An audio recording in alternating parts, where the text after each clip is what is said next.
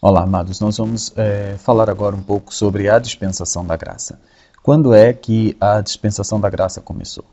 Ora, nós sabemos que diz a palavra de Deus, o apóstolo Paulo fala que o santuário, o santo dos santos, né, ele assemelha isso aos céus. E o apóstolo Paulo diz que há 3 céus, do qual o Pai está presente no terceiro céu. Isso é um conceito muito bem claro nas Escrituras. E também estava o Senhor Jesus Cristo na terra, o Deus conosco. Não é? Aqui estava na terra o Emanuel, o Deus conosco. Quando houve a morte de Cristo,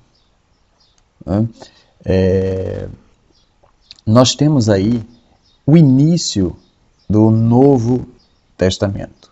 Porque o autor de Hebreus, ele diz, em Hebreus 9, capítulo 9, versículo 16, que é necessário que haja a morte do testador para que o Novo Testamento tenha validade. Logo, o Novo Testamento passa a ser válido na morte do testador. Agora observe que muitas coisas ainda estavam para ser cumpridas. Apesar do Senhor Jesus Cristo dizer na cruz, a palavra está consumado, né? Ou, como dizem em grego, tetelestai, certo? Tetelestai, e o que significa está consumado. Não tem mais nada que precisa ser feito, tudo foi feito. É o conceito chave na mão. Jesus Cristo fez e entregou a obra completamente perfeita e acabada aqui na cruz do Calvário. Mas observe, Jesus Cristo ainda não havia vencido a morte nesse estágio. O corpo de Jesus Cristo ainda estava morto.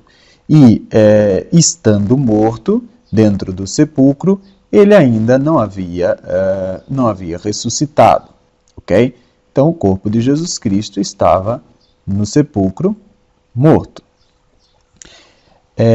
Mas Jesus Cristo também disse ao ladrão, aqui, que ainda hoje, ou seja, naquela mesma noite, aquele ladrão estaria com Cristo no paraíso. Ainda esta noite estarás comigo no paraíso.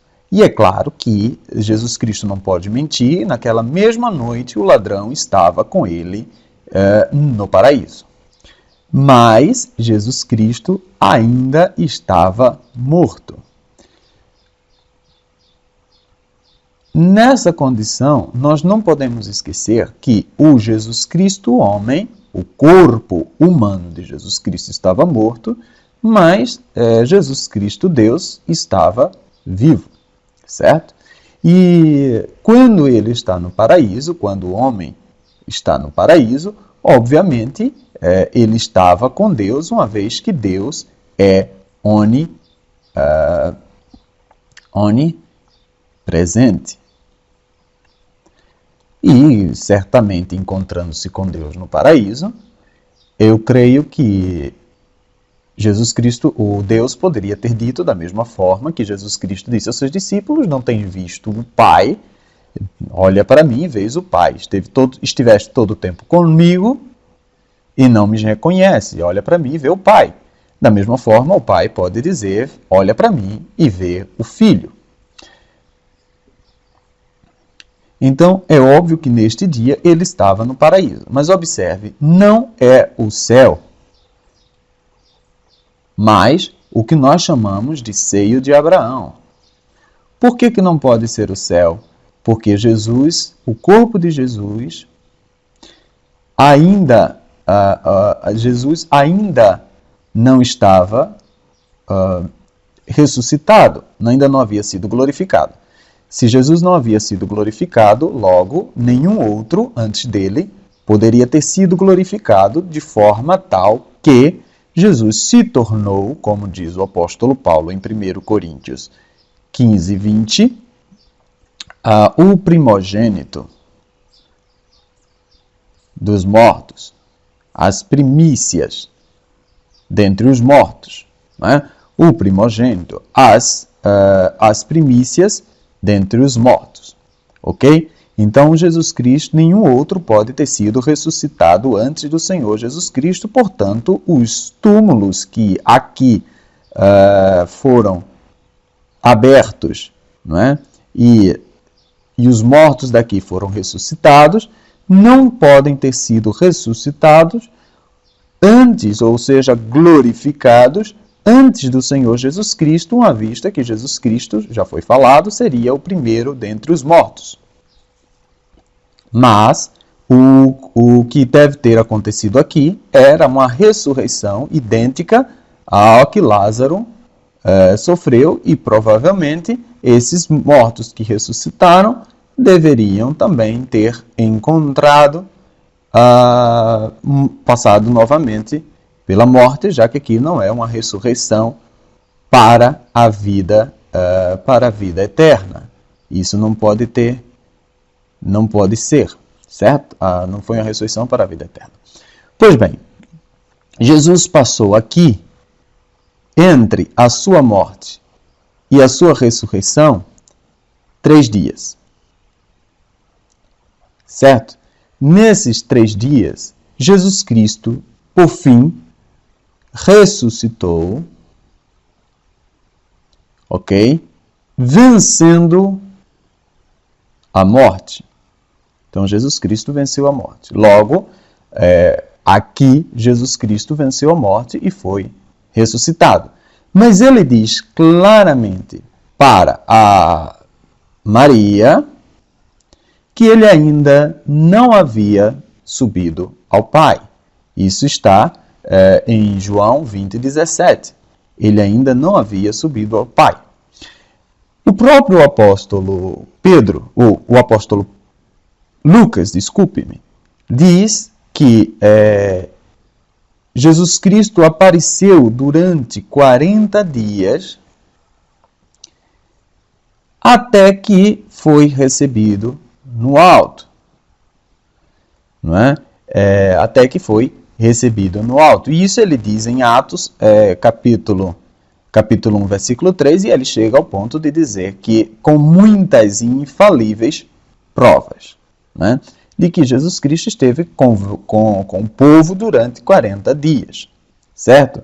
E o povo aguardava o que ele dizia. E uma das coisas que Jesus Cristo disse para os seus discípulos foi que eles deveriam ficar reunidos em Jerusalém até que do alto fosse revestido de poder, que o Espírito Santo viesse sobre ele. E disse isso o Senhor Jesus Cristo quando subiu aos céus, ao fim do 40º dia. Jesus Cristo então subiu aos céus, certo? E então, quando Jesus Cristo subiu aos céus, é que de fato ele entrou de fato e definitivamente no Santo dos Santos, como diz o apóstolo em Hebreus, capítulo 9, versículo 24. Certo? Entrou no santuário para comparecer perante Deus, perante a face de Deus, comparecer por nós, perante a face de Deus. Então é aqui que Jesus Cristo aparece perante a face de Deus e para interceder por nós, certo? Quando Jesus Cristo está no céu, à destra do Pai, como diz também o salmista, ele envia, a partir daqui, o Consolador, o Espírito Santo da promessa, o Paracletos, que vai capacitar, habitar, vai guiar, vai testificar e vai também revestir de poder os 120 discípulos que estavam aguardando. Neste momento, entre o 40º dia e a descida do Espírito Santo, demoraram 7 dias. Haja vista que Pentecoste, o dia de Pentecoste, se dá 50 dias após a Páscoa. Se Jesus Cristo morreu na Páscoa, passou 3 dias morto, ressuscitou ao terceiro dia, foi visto durante 40 dias e o Espírito Santo desceu em Pentecoste, perfazendo 50 dias, então passaram 7 dias sem que eles tivessem recebido o Espírito Santo. O próprio Jesus, quando está aqui na ascensão, no momento em que ele está a subir, ele diz, recebereis, ele é muito claro nisso, ele diz que recebereis, ou seja, vocês não têm, mas vão receber, virtude. E como é que vai ser essa virtude? Como é que eles vão receber essa virtude? Ele diz que é virtude do Espírito Santo que há, olha bem essa expressão, que há de vir. Não o Espírito Santo que já veio, mas o Espírito Santo que há de vir. Então, isso está em Atos, capítulo 1, versículo 8. Certo? Atos 1, 8.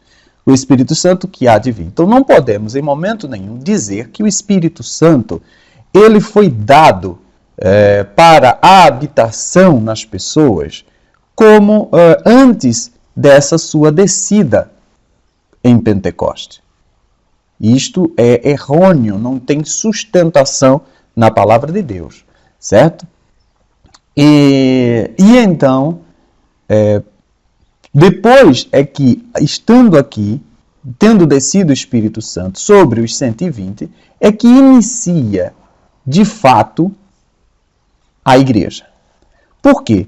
Porque a igreja, ela é a morada,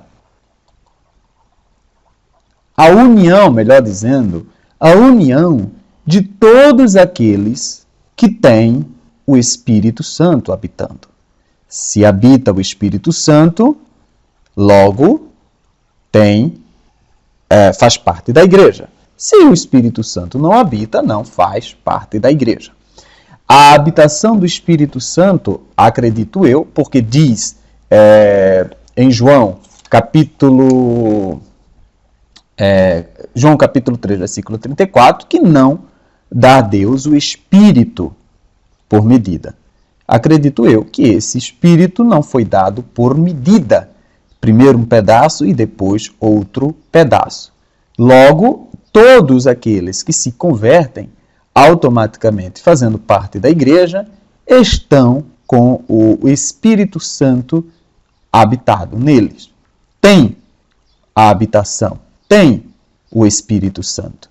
Entretanto, é claro que o crente precisa passar por uma experiência pessoal com o Espírito Santo.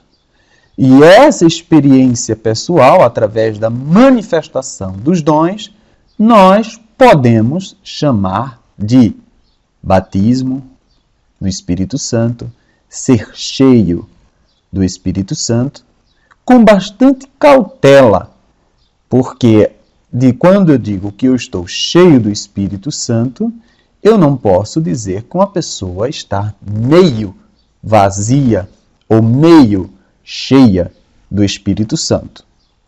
Então, esse cheio do Espírito Santo é o permitir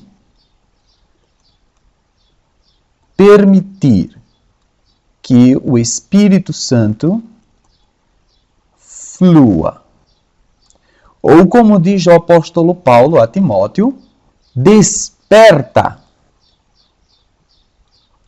o dom que há em ti e que foi depositado em ti pelas mãos dos apóstolos, mas que há em ti, havia nele, mas precisava despertar. E essa é a questão. Então, outra coisa que nós precisamos entender. Nós sabemos que Jesus Cristo, e nós vimos isso na aula de teontologia, nós vimos que Jesus é Deus, certo? Jesus é Deus, logo, como Deus, Jesus possui dos atributos incomunicáveis de Deus, que nós chamamos de onipresença. Né? onipresença. O Espírito Santo também é Deus.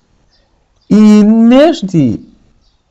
por isto, ele também possui a onipresença. Então, o Espírito Santo sempre esteve no mundo. Né? A descida do Espírito Santo não significa que ele não estava sobre a terra. Ele é onipresente. Ele estava na terra. Ele estava desde o princípio.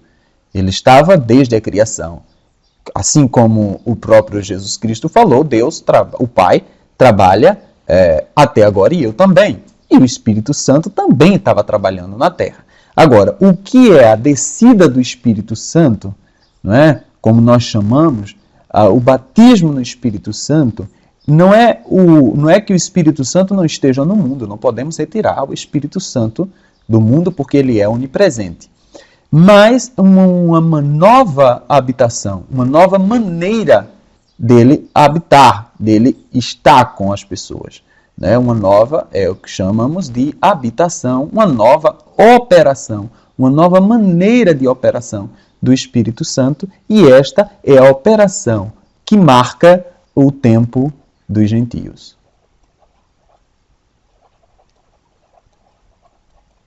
O tempo da graça.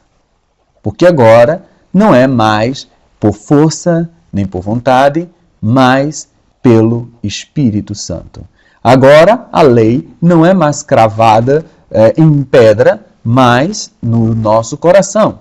E também o Espírito Santo nos convence o homem do pecado, e é através do Espírito Santo que a obra avança. Por isso que o Senhor disse para que eles ficassem até que do alto fossem revestidos de poder.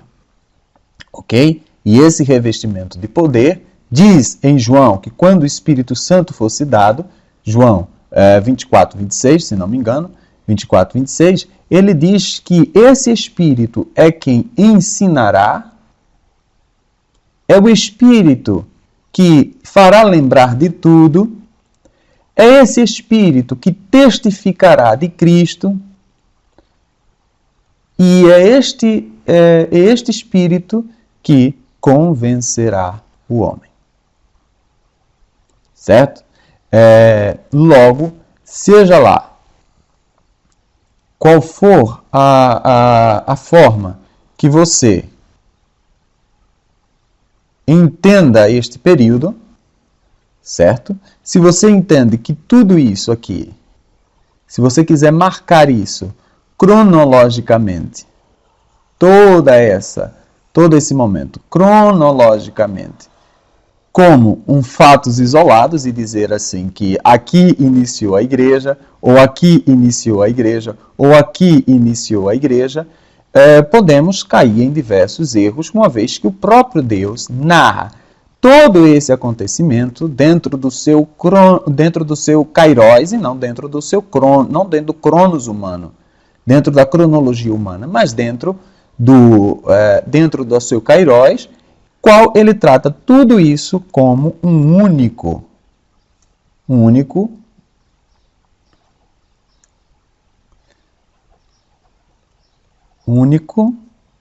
ato, certo? Ele trata isso tudo como um único ato e nós podemos enxergar isso quando o apóstolo Pedro vai em Atos capítulo 1 testificar acerca daquilo que está acontecendo. Ele diz todo esse evento, ele narra todo este evento como um único ato. Então, como o ato inicia com a morte e termina com a descida do Espírito Santo, nós entendemos que a era da igreja tenha iniciado definitivamente com a obra do Espírito Santo no dia de Pentecostes. Dessa forma, não queremos excluir a morte de Cristo no Calvário, uma vez que eu já falei que Deus trata isso tudo como um único ato. Mas esse ato começa aqui e termina definitivamente com Jesus entrando no santuário e derramando o Espírito Santo sobre toda a carne, sobre todo o povo. Então, definir isso cronologicamente, vamos cair no erro para dizer que o Espírito Santo agiu ali, agiu aqui, agiu acolá, quando na verdade não é assim que se procede. Ok? Espero que vocês tenham entendido e vamos para a próxima aula.